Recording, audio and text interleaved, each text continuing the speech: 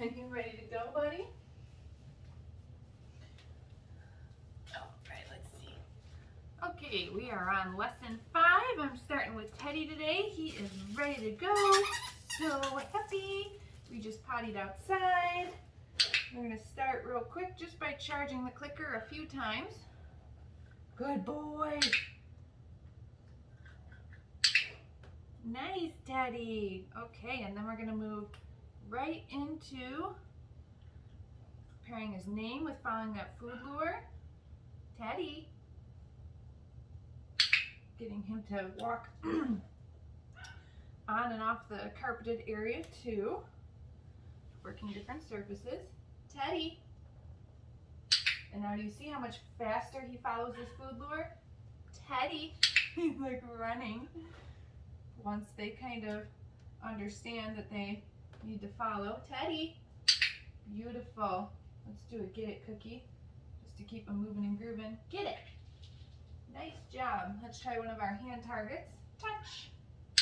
Beautiful. So no food in my hand. He came right over and targeted my hand just when I asked him to. I clicked the clicker and then fed him a treat.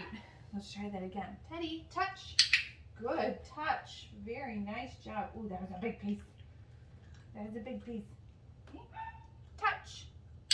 Beautiful. As soon as I feel his little nose, and he actually is still crunching on a treat too.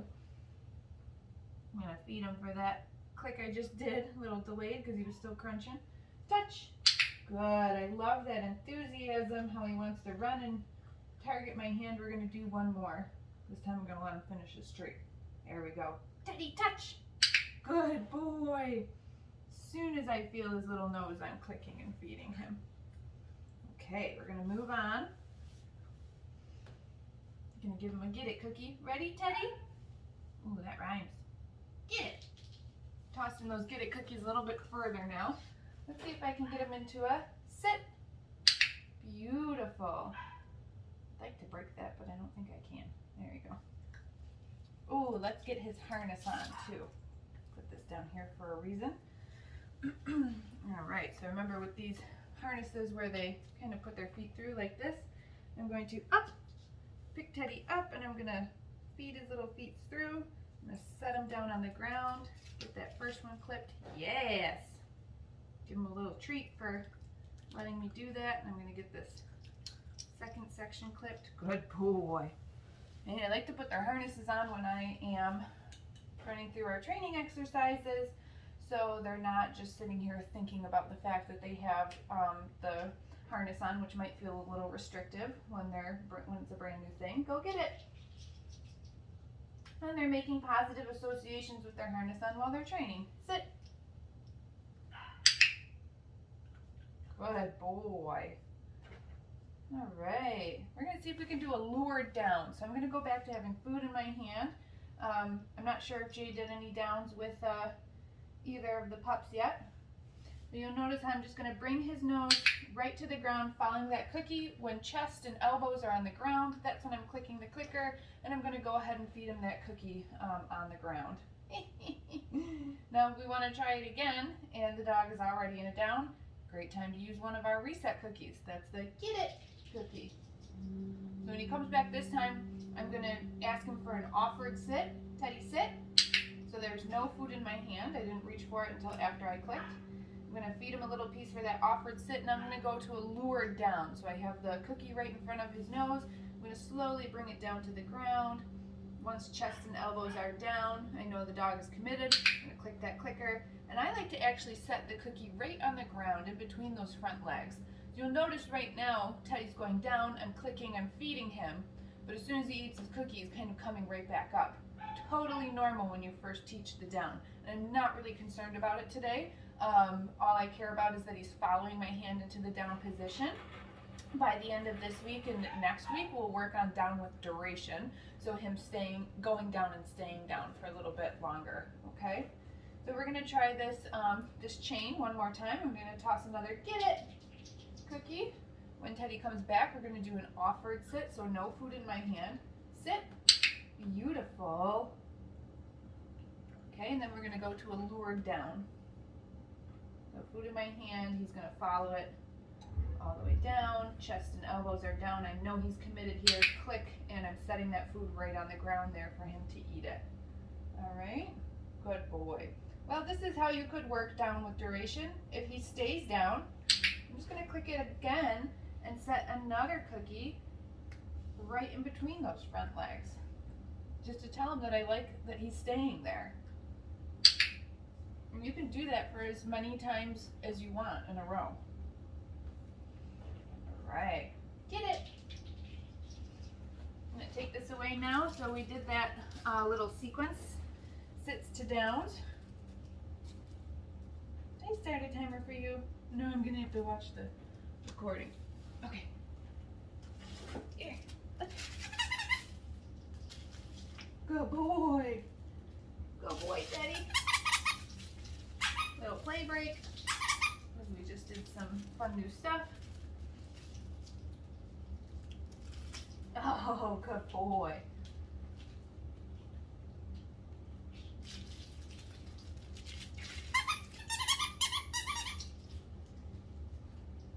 The next thing that we're going to do here is introduce the crate and how to teach your puppy how to go into their crate on cue.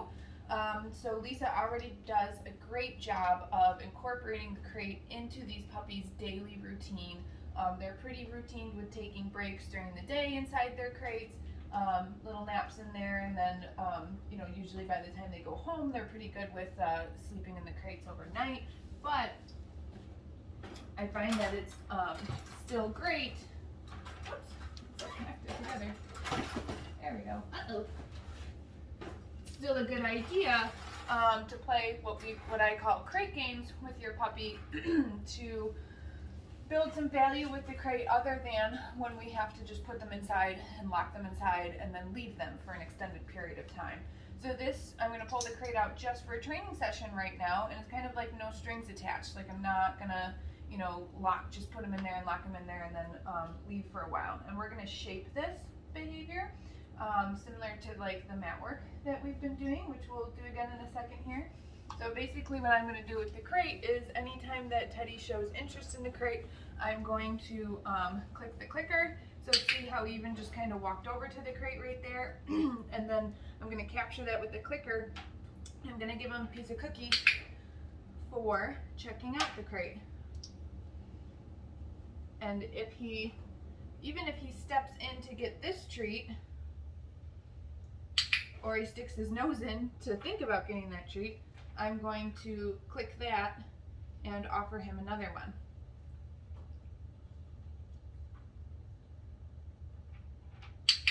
Good boy. This is sort of empowering for the dog because we're just capturing, see that foot in? I'm going to click that foot in and drop another one in next to him.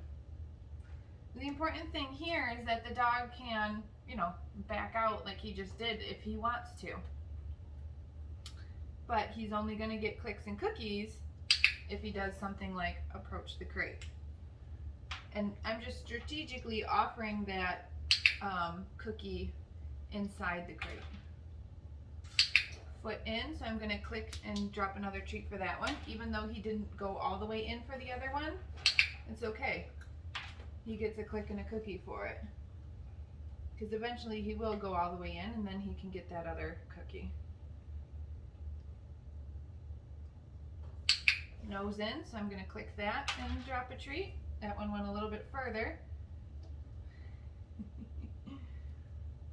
And sometimes during shaping sessions like Teddy's doing right now, he's like, oh my goodness, this is hard. Like, what do you want from me? How do I get that cookie?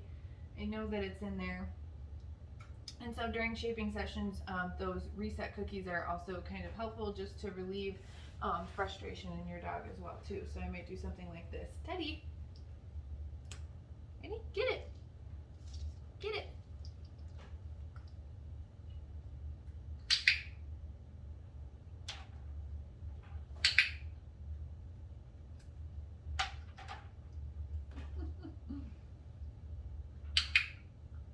So like in our first session today, I'm not really expecting that Teddy will go all the way in on his own, like he might, but I don't have that as an expectation.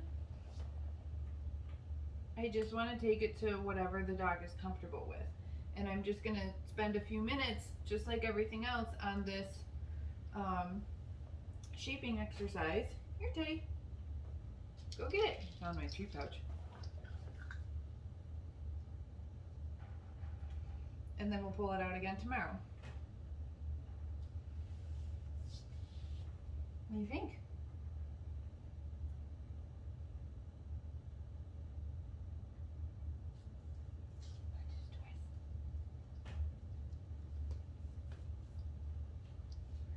You can also do stuff like throw their toys inside the crate too.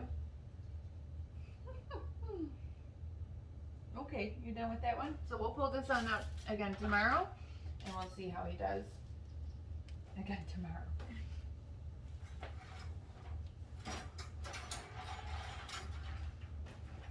Good boy, you did very good.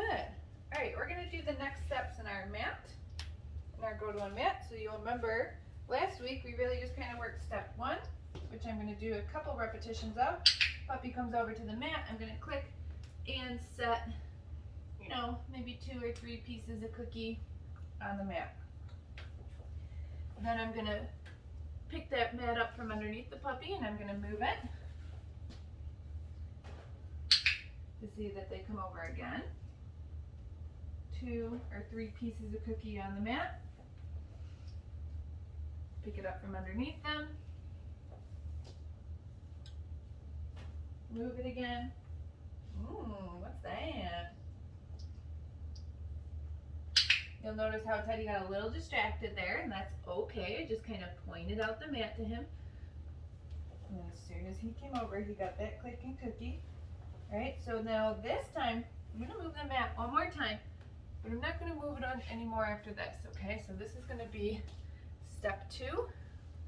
Make sure the camera can see. All right, so Teddy's, whoops, little crumb there. Teddy's all the way on the mat, so I'm gonna click that. Down just a little bit so you can see, okay? And now instead of picking Teddy up and moving the mat from underneath him, I'm going to toss him one of his reset cookies. Go get it. Move this just so you can see a little bit better. And then I want to see that Teddy wants to come right back to the mat. So just like before, I'm still going to feed him maybe 2 or 3 cookies on the mat, but I'm not moving the mat anymore. So now I'm going to move Teddy. Go get it. I like to toss that reset cookie in different directions each time. And every time Teddy comes back, that's when I click.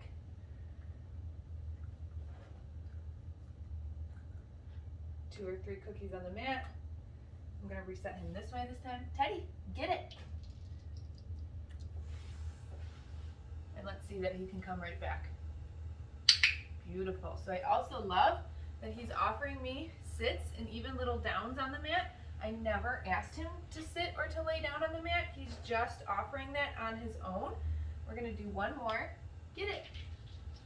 That one I threw kind of far. Like, how far he's going. Can he come back to the mat? You can help him out by pointing if you need to. Once all 4, right now my criteria is Teddy gets 4 paws on the mat, minimally. What a good boy. Yeah, you're so smart. That's the last one, so you can have a few.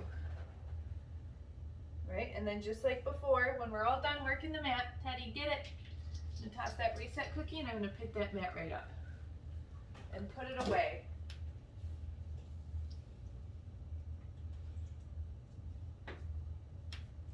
Where'd it go, huh? Where did that mat go? You love that mat? Let's see. Oh wow, we're already at 14 minutes. You're so smart. Let's do another hand target. Touch.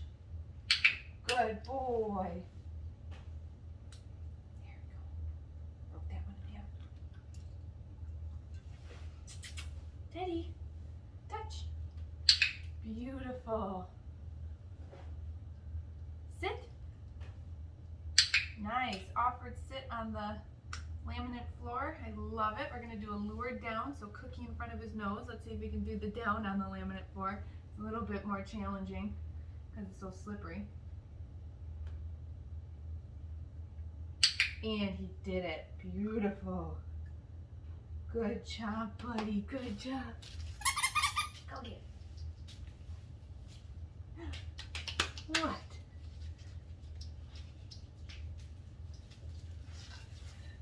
Lift this back up just a hair. There we go. What do you want? You like your toys, huh? Go get it.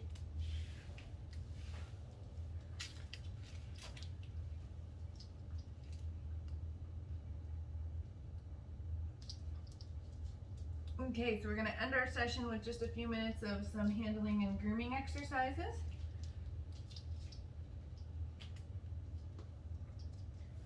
I'm going to get my brown mat back out.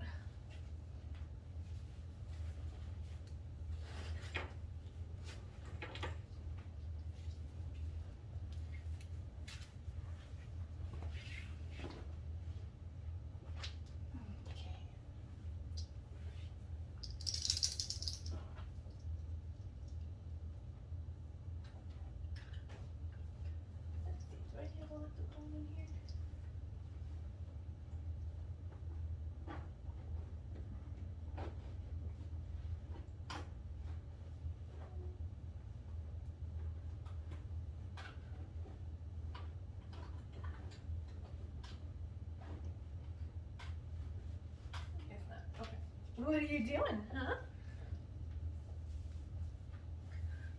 Alright, so last week we just did some really basic handling at the end of our sessions. Today we're going to add some grooming tools.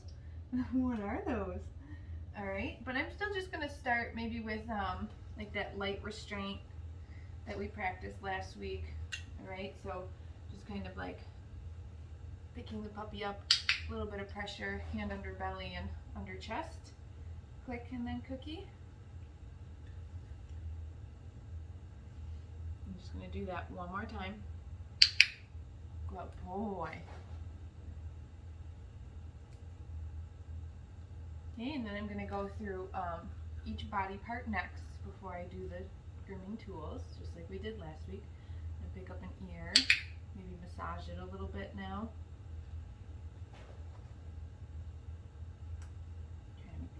Small. Pick up this other ear, massage it a little bit. What a good boy. Pick up a paw. I'm going to go through all 4 paws. Next paw. What a good boy.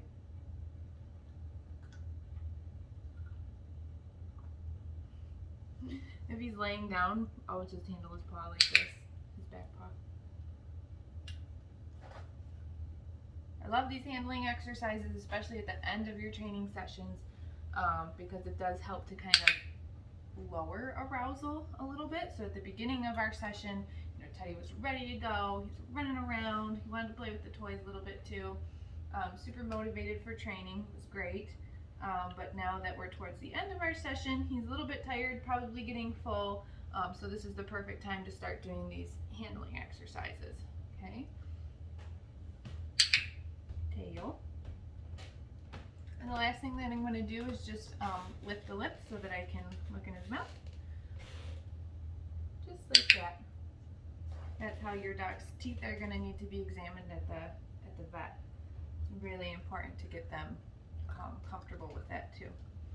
So now what I'm going to do with the grooming tools, I have nail clippers here. These are human nail clippers because these guys are so tiny, but you could also use cat nail clippers if you have a really tiny puppy. If you have a puppy that's going to become, you know, a large breed dog, then you'll probably want to get a pair of the heavy dutier, am I saying that correctly? Nail clippers. And then we also have the brush here today too. So I'm just going to start by bringing those tools out and feeding Teddy a cookie, just to create a positive conditioned emotional response to seeing the grooming tools. A lot of dogs will quickly create a negative conditioned emotional response, especially to things like nail clippers. You know, if they hate having their nails clipped, then sometimes it gets to the point where you just bring the clippers out and the dog sees them and they run into the other room. So this is one way that we can help to kind of combat that. Right, then the next thing that I'm going to do is I'm just going to hold the grooming tool with my clicker. So I'm kind of holding it just like this. right? And then I'm gonna pair the real simple restraint or handling that I was just doing with bringing the grooming tool towards the dog, right? So I'm not even gonna clip any of Teddy's nails right now. I'm just gonna pick up his little foot, touch the nail clipper to his foot, click the clicker, and then feed him a treat for that.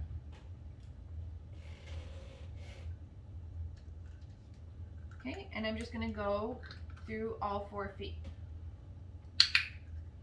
Touching the nail clipper to his foot, clicking and feeding. Time for back feet.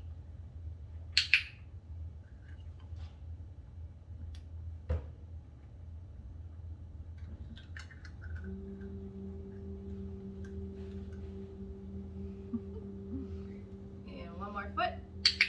Perfect. Alright, so let's say that you plan on only ever having your puppy's nails done by the groomer or by the vet. That's great, but it's still so important that you minimally do this step with your puppy so that they are creating positive associations with the grooming tool, having it being brought towards them and touching that body part that it needs to groom. Okay? So even if you're never going to trim your dog's nails, this is an essential skill to teach your dog. So I'm going to take his harness off because we're going to do the brush next. There you go. Now that Velcro can be a little scary, so as soon as I take it off, I'm giving Teddy a treat. It's a loud noise that happens right behind their head. You're okay, right? Maybe this is a good time for a Get It cookie, just to make sure that he wants to come back. Go get it. We're gonna do our brush and then we're gonna finish up. So just like I held the nail clippers, oh, thank you for coming back. I'm going to hold the clicker with the brush. So just like that. So it's easy to touch the brush to the dog and click the clicker.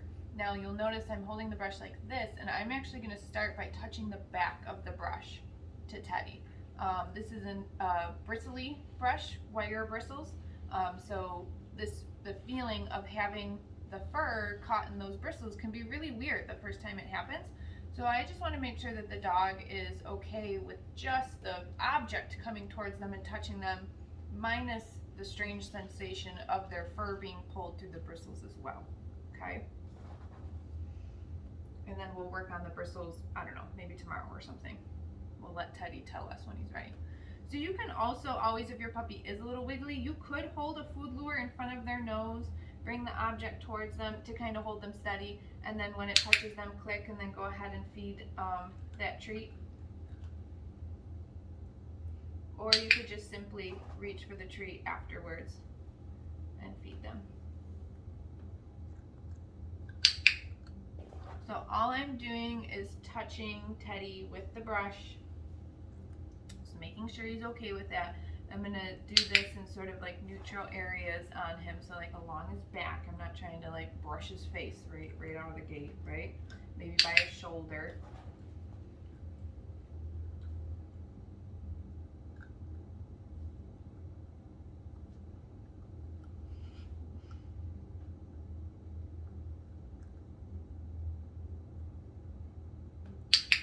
That time I did like a little stroke, real short stroke.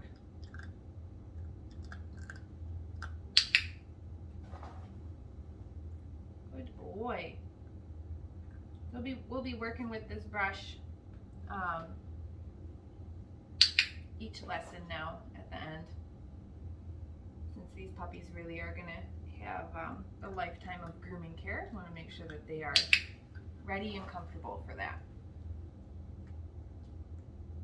All right, and I think that's where we're gonna end it today. Oh boy, Daddy.